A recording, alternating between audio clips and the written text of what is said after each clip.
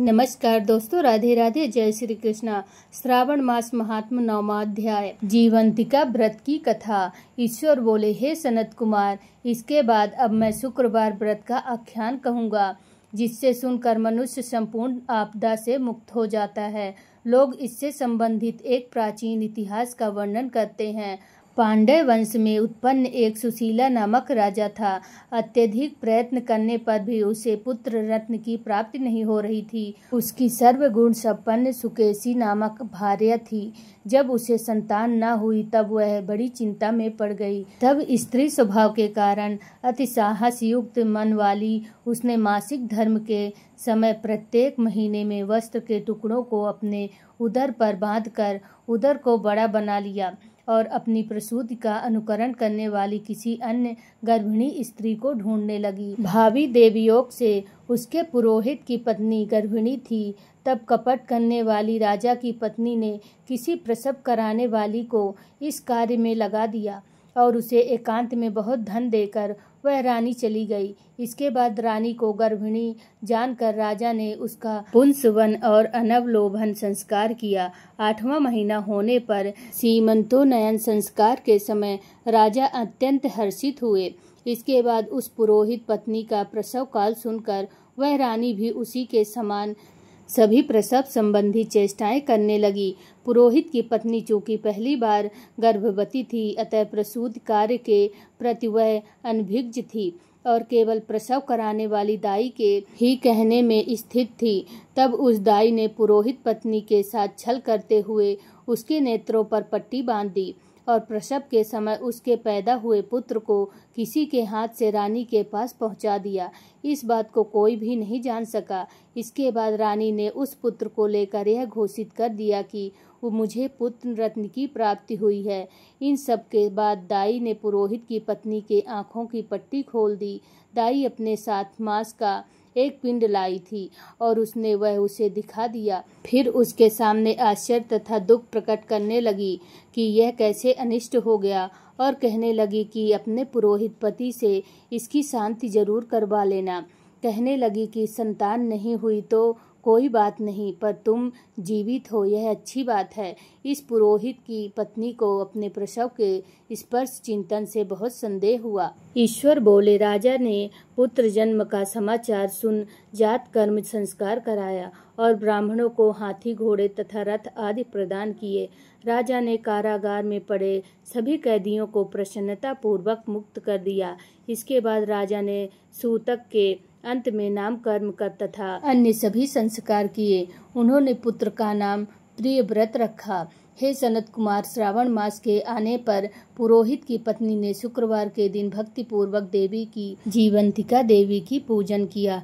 दीवार पर अनेक बालकों सहित देवी जीवंतिका की मूर्ति लिखकर पुष्प तथा माला से उनकी पूजा करके गौधूम की पीठी के बनाए गए 5 दीपक उनके सम्मुख उसने जलाए और स्वयं भी गौधूम की चूर्ण भक्षण किया और उसकी मूर्ति पर चावल फेंका और कहा, हे जीवंतिका, हे करुणावर्णे, जहाँ भी मेरा पुत्र विद्वान हो आप उसकी रक्षा करना। यह प्रार्थना करके उसने कथा सुनकर यथाविधि नमस्कार किया।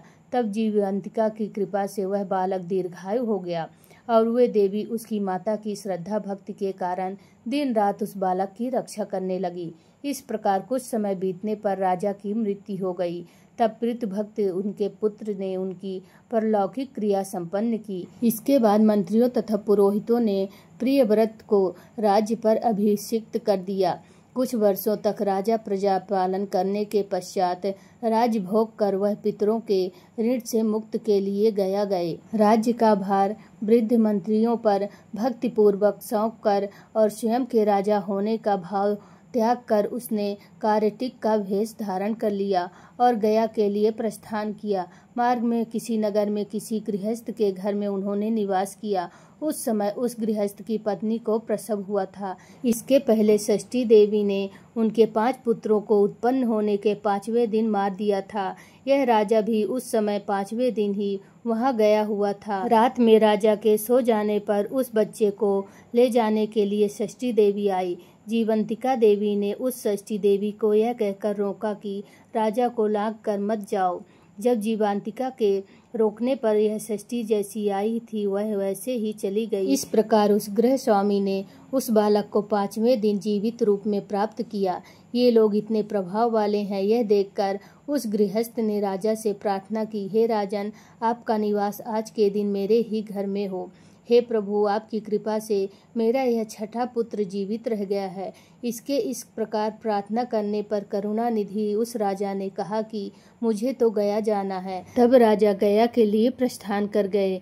वहाँ पिंडदान करते समय विष्णुपद वेदी पर कुछ अद्भुत घटनाएं हुई। उस पिंड को ग्रहण करने के लिए 2 हाथ निकाल कर आए। तब महान विस्मयुक्त राजा संशय में पड़ गए और पुनः पिंडदान कराने वाले ब्राह्मण के कहने पर उन्होंने विष्णु पद पर पिंड रख दिया। इसके बाद उन्होंने किसी ज्ञानी तथा सत्यवादी ब्राह्मण से इस विषय में पूछा।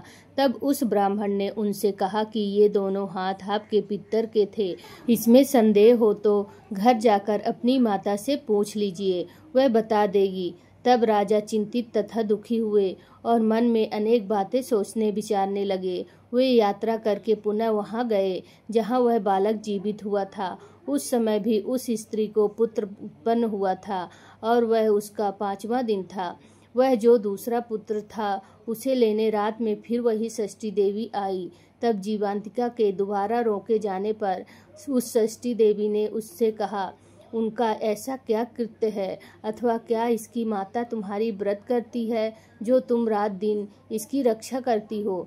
तब षष्ठी का यह वचन सुनकर जीवांतिका ने धीरे से मुस्कुराकर इसका सारा कारण बताया।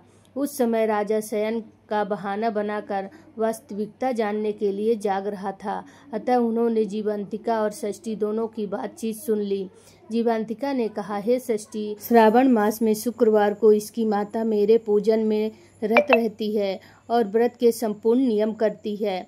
वह सब मैं आपको बताती हूँ। वह हरे रंग का वस्त्र तथा कंचुकी नहीं पहनती और हाथ में उस रंग की चूड़ी भी नहीं धारण करती। वह चावल के धोने के जल को कभी नहीं लांघती, हरे पत्तों के मंडप के नीचे नहीं जाती और हरे वर्ण का होने के कारण करेले का साग भी वह कभी नहीं खाती। यह सब मेरी प्रसन्नता के लिए करती है, अतः मैं उसके पुत्र को किसी को मारने नहीं दूंगी। यह सब सुनकर राजा प्रियव्रत अपने नगर को चले गए। उनके देश के सभी नागरिक स्वागत के लिए आए। तब राजा ने अपनी माता से पूछा, हे माता, क्या तुम जीवांतिका देवी का व्रत करती हो? इस पर उसने कहा कि मैं तो इस व्रत को जानती भी नहीं हूँ। इसके बाद राजा ने गया यात्रा का समुचित फल प्राप्त करने के लिए ब्राह्मणों तथा सुवासिनी स्त्रियों को भोजन कराने की इच्छा से उन्हें निमंत्रित किया और व्रत की परीक्षा लेने के लिए सुवासिनियों को वस्त्र, कंचुकी तथा कंकड़ भेजकर कहलाया कि आप सभी को भोजन के लिए राजभवन में आना है। तब पुरोहित की पत्नी ने दूत से कहा कि मैं हरे रंग की कोई भी वस्तु कभी ग्रहण नहीं करती हूँ। राजा के पास आकर दूत ने उसके द्वारा कही गई बात राजा को बता दी। तब राजा ने उसके लिए सभी रक्त वर्ण के शुभ परिधान भेजे। वह सब धारण करके वह पुरोहित की पत्नी भी राजभवन में आई। राजभवन के पूर्वी द्वार पर चावलों के धोने का जल पड़ा देखकर और वहाँ हरे रंग का मंडप देखकर वह दूसरे द्वार से गई। तब राजा ने पुरोहित की पत्नी को प्रणाम करके इस नियम का संपूर्ण कारण पूछा। इस पर उसने इसका कारण शुक्रवार का व्रत बताया।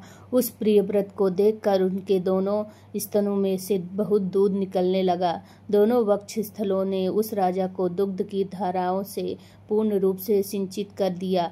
तब गया में विष्णुपदी पर निकले दोनों हाथों जीवंतिका तथा षष्ठी दोनों देवियों के वार्तालाप तथा पुरोहित पत्नी के स्तनों से दूध निकलने के द्वारा राजा को विश्वास हो गया कि मैं इसी का पुत्र हूँ। इसके बाद पालन पोषण करने वाली माता के पास जाकर विनम्रता पूर्वक उन्होंने कहा, हे माता, डरो मत, मेरे जन्म का वृत्तांत सत्य सत्य बता दो। यह सुनकर सुंदरी केशों वाली रानी ने सब कुछ सच सच बता दिया। तब प्रसन्न होकर उन्होंने जन्म देने वाले माता पिता को नमस्कार किया और संपत्ति से वृद्धि को प्राप्त कराया। वे दोनों भी परम आनंदित हुए। एक दिन राजा प्रियव्रत ने रात में देवी जीवंती से प्रार्थना की, हे जीवंती, मेरे पिता तो ये हैं, तो फिर गया में वे दोनों हाथ कैसे निकल आए थे। तब देवी ने स्वप्न में आकर संशय का नाश करने वाला वाक्य कहा, हे प्रियव्रत, मैंने तुम्हें विश्वास दिलाने के लिए ही यह माया की थी, इसमें संदेह नहीं है। हे सनत कुमार, यह सब मैंने आपको बता दिया। श्रावण मास में शुक्रवार के दिन इस व्रत का अनुष्ठान करने से मनुष्य सभी मनोरथों को प्राप्त कर लेता है। इस प्रकार स्कंद पुराण के अंतर्गत ईश्वर सनत कुमार संवाद में श्रावण मास महात्म्य में शुक्रवार जीवंतिका व्रत कथन नामक 9वां अध्याय पूर्ण हुआ। बोलो हर हर महादेव।